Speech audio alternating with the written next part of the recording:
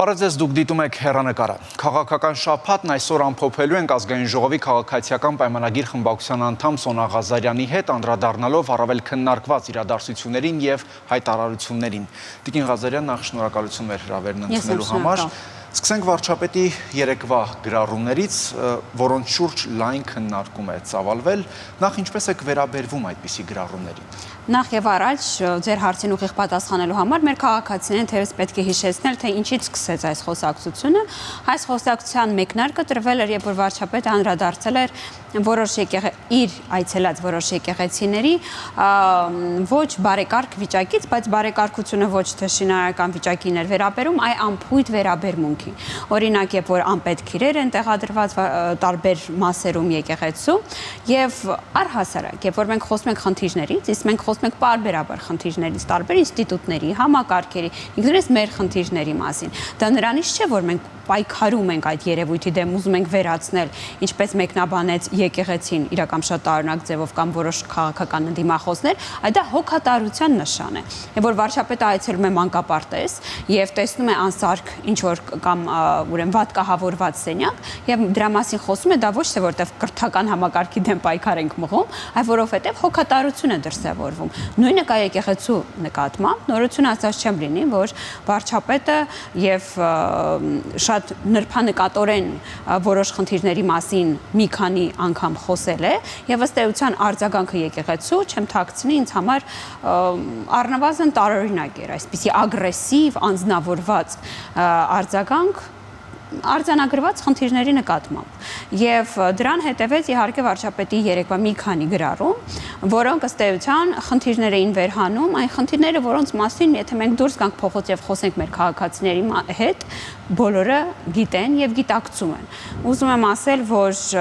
խոսակցության մեկնարկ է տրվել եւ քաղաքացիները այս խոսակցության մաս են, բայց այնպես ինչպես արձագանքում է եկեղեցին, ցավով որպես առաքելական եկեղեցու հետևորդ ինքս, պետք է ասեմ, որ խիստ քաղաքականեցված, խիստ անձնավորեցված եւ հակաքրիստոնեական արձագանք է։ Թիրախավորել այսպես ընտանիքը, ընտանիքի անդամներին, երեխաներին բովանդակային քննարկման փոխարեն ինձ համար անընդունելի է։ Տիկին Ղազարյան, բայց տեսեք, շատերի համար անընդունելի էր բովանդակությունը, այսինքն իշխանության եւ հոգեվորականների միջև բանավեճերն ու վեճերը նորություն չէին, այսինքն մենք նախկինում էլ տեսել ենք, այսինքն այս ընթացքում տեսել ենք, որ այսպես իշխանությունների եւ շատ հոգեվորականների միջև այսպես ջուրը մեկարվով չի հոսում, ինչպես ասում են, բայց այստեղ խնդիրը բովանդակության, բառերի ընտրության մեջ էր, դուք դա նորմալ համարում եք։ Դե տեսեք, այս խոսակցությունը առհասարակ մեկնարկը, այս խոսակցության մեկնարկը տրվել էր Բագրատ Սրբազանի շարժմամբ, երբ որ ըստ էության եկեղեցու ուրեմն հետևորդը, եկեղեցու սպասավորը քաղաքական գործընթաց էր մեկնարկել եւ ինքնահռչակվել էր վարչապետի թեկնածու։ Եվ հենց այս օրերին, գրեթե 1 տարի առաջ, երբ որ եկեղեցուց վռնդվեց առաքելական եկեղեցու հետևորդ իր քաղաքական հայացքների համար, ես օրինակ ինքս Աժա ամբիոնից հայտարարությունների ժամին դիմել եմ վեհափառին, խնդրելով արձագանքել ստեղծված իրավիճակին, որովհետեւ որպես կրկնում եմ, առաքելական եկեղեցու հետևորդով ամուսնացել է, երեխային օրհնել է եկեղեցով եւ կարեւորում է հավատքը, սա ինձ սուբյեկտիվ անձնական դիրքորոշումն է, կարծիքն է, անհանգիստ կամ անտարբեր չի կարող գտնվել մի քանի դրվագների նկատմամբ, որոնց նկատմամբ վեհափառը որևէ ձև չի արձագանքել։ Ասում եմ, մարդուն հանել են Սուրբանա եկեղեցուց իր քաղաքական հայացքների համար եւ որևէ արձագանք դրան չի եղել։ Բայց երբ որ վարչապետը խոսում է հուշարձանների, եկեղեցիների, ուրեմն անփույթ անհարգալից վերաբերմունքի նկատմամբ հենց նույն եկեղեցականների կողմից, սա դառնում է հսկայական, ուրեմն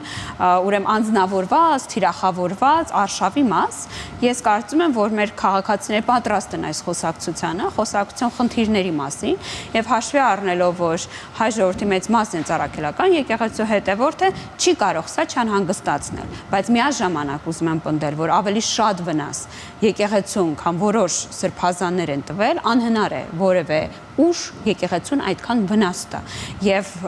վեհապարի տոտալ անարձագանք ուրեմն կեցվածքը այս երևույթների նկատմամբ ինձ որպես առաքելական եկեղեցու հետևորդ անհանգստացնում է։ Այսպես նաև որոնումներ են սկսվել, թե խոսքը ում մասին է, ձեզ հայտնի է, թե ես որևէ մեկի անուն տալ չեմ կարող, որտեղ չեմ տիրապետում տեղեկատվությանը, բայց առհասարակ եթե մենք մեր քաղաքացիների հետ դրսում, Բաքվում խոսակցություն ենք ունենում, ինձ թվում է, որ կան ճշմարտություններ, որոնք բոլորին հասանել են։ Տիկին Ղազարյան, այդ ամենից հետո ընդդիմադիր տարբեր շրջանակներում եւ ոչ միայն դարձյալ սկսեցին խոսակցությունները վարչապետին անվստահություն հայտնելու գործընթաց մեկնարկելու մասին, այդ գործընթացի փորձ արվել էր վերջերս, այսինքն դա դեռ չէր ավարտվել, շատերը ասում են, որ վարչապետի թեկնածու են առաջադրելու, ընդդիմադիր մեկ այլ շրջանակ առաջադրեց վարչապետի թեկնածու, անգամ հայտարարություններ եղան, որ եկեղեցին պետք է համարժեք պատասխան տա, որն է ձեր դիրքորոշումն ու պատասխանը այդ Դե կարծում եմ impeachment-ին վերաբերյալ քաղաքացիական պայմանագիր խմբակցության դիրքորոշումը շատ հստակ է, մենք չենք միանալու impeachment-ի որևէ գործընթացին, մենք քաղաքացիական պայմանագիր խմբակցությունը միասնական է առավել քան երբևէ եւ շատ ուրախ եմ, որ դա նկատելի է առնվազն որոշ քաղաքական խմբերի համար։ Մենք շարունակում ենք մեր պաշտոնավարումը եւ հայցելու ենք քաղաքացիների քվեն հերթական ընտրությունների ժամանակ։ Այդ ընտրություններին շուրջ 1 տարի է մնացել եւ քաղաքացիական պայմանագիր խմբակցության անդամներն այսպես վստահորեն հայտարարում են, որ իրենք վստահաբար 50+1 են հավաքելու։ Դուք եք կիսում այդ վստահությունը եւ որտեղից դրա հիմքը։ Մենք շփվում ենք բարբերաբար Հայաստանի Հանրապետության քաղաքացիների տարբեր մարզերում, տարբեր օրակարգերով, խորհրդանում ընդունում ենք ուսանողների, աշակերտների եւ կարող ենք զգալ համընդհանուր տրամադրությունը համապետական եւ մենք նույնպես, ես նույնպես կիսում եմ այս դիրքորոշումը եւ ասեմ ավելին, ես վստահ եմ, որ այս դիրքորոշումը կիսում է նաեւ ընդդիմությունը եւ այժմ պայքար է գնում համար 1 ընդդիմադիր լինելու համար եւ դրա ամենօրյա դրսևորումներին կարող ենք հետևել սոցիալական ցանցերում տարբեր այսպես հեռահար մարտերի միջոցով։ Շատ մեր ժամանակի մեջ տեղավորվելու համար առաջարկում անցնենք մի քանի արտաքին քաղաքականությանը վերաբերող հարցերի եւս հայտարարվեց, որ Հայաստանն ու Ադրբեջանը դիվանագիտական խողովակով խորհրդակցություններ են անցկացնում խաղաղության պայմանագրի ստորագրման հետ կապված, այսինքն տեղի, ժամի եւ ըստ էության վերջնականացնելու գործընթացը, բայց դրան հետ միաժամանակ տեսնում ենք, որ Ադրբեջանը Սյունիքում դարձյալ կրակում է։ Շատերը հարց են բարձրացնում, այսպես է լինում խաղաղություն։ Ոչ, եւ մենք ամեն ինչ անելու ենք եւ խաղաղության պայմանագրի կնքումը հենց այդ ամեն ինչից մեկն է, որը պետք է կանխի սահմանային լարվածության սցենարի որևէ զարգացում եւ այս առիթով մենք շարունակում ենք խոսել մեր ուրեմն հարևանների հետ այս ուղղությամբ, աշխատել նրանց հետ, բայց նաեւ կարեւոր է արձանագրել, որ վարչապետի առաջարկած մեխանիզմը այն է ուրեմն տվյալների փոխանակում երկու կողմերի միջև հրադադարի ռեժիմի խախտման վերաբերյալ կարելի ասել մասնակի կիրառվել է, որովհետեւ հայկական կողմին դեռ նախորդ ամիս փոխանցվել են տվյալներ, որոնցով Ադրբեջանը պնդում է, որ կրակ օրինակ եղել է հայկական կողմից, այս մասով պետք է ասեմ, որ դիվանագիտական խողովակները աշխատացվել են եւ սա կարեւոր է։ Իհարկե հայկական կողմը պնդում է, որ որևէ լարման հեղինակ չի հանդիսանում եւ մեր բոլոր ջանքերը ուղղված են խաղաղության պայմանագրի կնքմանը, բայց կարեւոր է, որ դիվանագիտական խողովակներն աշխատում են, ինչպես նաեւ սահմանազատման, սահմանագծման գործընթացը դուք գիտեք, որ շարունակում է ուրեմն խոսակցությունը շարունակվում է այս ուղղությամբ, որը կարեւոր է։ Ես չի պնդի, որ սառեցված է, ես կասեի, որ աշխատանքային խմբերը շարունակում են աշխատել միմյանց հետ եւ փոխվարչապետն էլ այս մասին խոսեց, ինչպես նաեւ անվտանգության խորհրդի քարտուղար Արմեն Գրիգորյանը, եւ սա կարեւոր է, որ այս գործընթացը չկանգնի։ Պայմանավորվածություն ձեռք է բերվել, գիտեք, ամենահյուսիսային կետից այն շարունակել եւ այս առումով տարբեր դիվանագիտական խողովակներով տարբեր գործընթացներ ակտիվ տեղի են ունենում եւ կարեւոր է, որ այս օրակարգը ունի միջազգային գործընկերների աջակցությունը եւ մենք անկնկալում ենք, որ օր առաջ խաղաղության պայմանագրի կկնքվի։ Թուրքիայի նախագահն էլ է հայտարարել, թե Հայաստանի եւ Ադրբեջանի միջև խաղաղությունն արդեն հորիզոնում է։ Իսկ որ ժամկետներն ու վայրերն են խաղաղության պայմանագրի ստորագրման համար այսպես քննարկվում, որովհետեւ առաջին անգամ չէ, որ ըստ էության այդ հորիզոնի մասին հայտարարվում է, բայց կարծես թե դանդաղում է, մի պասարեցվում է, իսկ արդյունքը գոնե թե հրապարակայնորեն երևելի չէ։ Իրականում այս հայտարարությունից հետո Թուրքիայի նախագահը նաև շեշտադրումներ է կատարել, մասնավորապես այն մասին, որ ուրեմն հույս է հայտնում, որ այն շուտապույտ կկնքվի, այսինքն ըստ էության կարող ենք ասել, որ միջազգային կոնսենսուս նաև տարածաշրջանային պետությունների միջև կա, որ խաղաղության պայմանագիրը այն էլ համաձայնեցված տեքստը պետք է կնքվի առանց որևէ ձգձգումների եւ տեղի վայրի մասին իհարկե տեղեկատվություն այս պահին հասանելի չէ, բայց էականը այն է, որ երկու կողմերը համաձայնության են եկել այս կարևոր 17 կետերի շուրջ։ Թուրքիայի նախագահ խոսել է նաև այսպես կոչված Զանգեզուրի միջանցքի մասին, նա հայտարարել է, թե սա ոչ միայն ցամաքային ճանապարհ է, այլև Թուրքիայի միջոցով դեպի թուրքական աշխարհ ինտեգրման նոր գիծ։ Եվ Էրդողանը նաև հույս է հայտնել, որ Իրանը կաջակցի այսպես կոչված Զանգեզուրի միջանցքի հարցով եւս։ Ինչպես կմեկնաբանեք այս միջանցքային հայտարարությունը, այսինքն հույս է հայտնում, որ խաղաղություն կլինի, ապա նաև այսպես միջանցքային հայտարարություն է անում։ Իհարկե արդարացնելու որևէ ցանկություն չունենալով պետք է նշեմ, որ Էրդողանի ելույթի, եթե նայում ենք տեքստը սկզբնաղբյուրը, նա խոսում է երթուղիների մասին, այսինքն ոչ միջանցքային այն տրամաբանությունը, որը օրինակ մենք կարող ենք ենթադրել, որ նա կարող է նկատի ունենալ, բայց այս առումով ես կարծում եմ, մեր քաղաքացիներին հայտնի է հայկական դիրքորոշումը, այն է, որ մենք օր առաջ պատրաստ ենք ապաշրջափակել բոլոր ճանապարհները մեր սուվերենության եւ օրենսդրության համապատասխան եւ ես կարծում եմ, որ այս մասով էլ կա միջազգային կոնսենսուս, որ որևէ էքստրատերիտորիալ միջանցքի մասին խոսք գնալ անգամ չի կարող եւ հենց մեր հարևան Իրանը սատարում է մեր այս դիրքորոշումը խաղաղության խաչմերուկ նախագծի տեսքով։ Տիկին Ղազարյան, այս շաբաթ բավականին շատ քննարկվեց նաև Սյունիքում ռուսական հյուպատոսության հնարավոր բացման հարցը, դա իրականացնել հնարավոր չի լինում, որովհետև հայկական կողմն է դեմ։ Այս մասին քննարկումները շարունակում են եւ որևէ այլ տեղեկատվություն հայտնել չեմ կարող։ Ես կարծում եմ, որ արտաքին գործի նախարարությունը հավելյալ տեղեկատվությամբ անհրաժեշտության դեպքում հանդես կգա։ Թե Միացյալ Նահանգներից եւ թե Ռուսաստանից պաշտոնապես գնահատականներ հնչեցին Հայաստանի եւ Ադրբեջանի հարաբերությունների վերաբերյալ, նախ Միացյալ Նահանգների կոնգրեսում պետքարտուղար Ռուբիոն հայտարարեց, թե Ադրբեջանի եւ Հայաստանի միջև հակամարտության վտանգը ռիսկը պահպանվում է, ապա մի քանի օր անց Ռուսաստանի Դաշնության պաշտպանության նախարարը խոսեց Սյունիքի շուրջ ստեղծված լարվածության մասին։ Ինչպես այս հայտարարություններին վերաբերվում ու ընդունում Հայաստանը։ Հայաստանը շարունակում է իր դիվանագիտական ջանքերով մեր միջազգային վստահելի գործընկերների հետ աշխատել, կանխելու հնարավոր